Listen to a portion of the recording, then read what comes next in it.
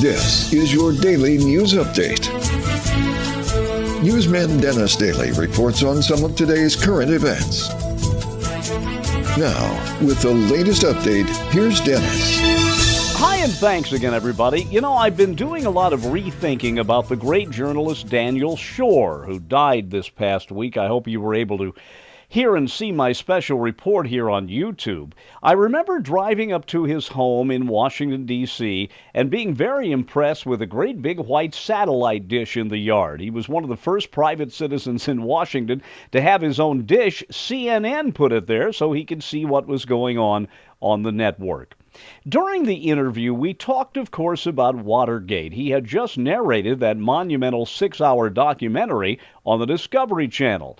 And he reminded all of us that what happened in the 70s in Watergate in many ways began in the 60s. In 1969, there had been an illegal campaign contribution made by Howard Hughes through one of his agents to B.B. Rebozo, who was President Nixon's great friend down in Florida, and deposited by B.B. Rebozo in cash in a safe deposit box as a kind of a nest egg for his friend, President Nixon. That became a part of the Senate Watergate investigation, in fact.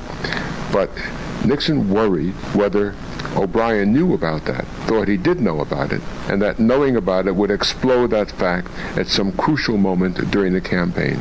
And so obsessively, they had to go in and find out whether O'Brien had that. But Nixon, being Nixon, couldn't level with the people about what it was he wanted. And so in a series of things which you'll find on tape and which you'll find in the Haldeman diary, he kept saying, we got to go after O'Brien.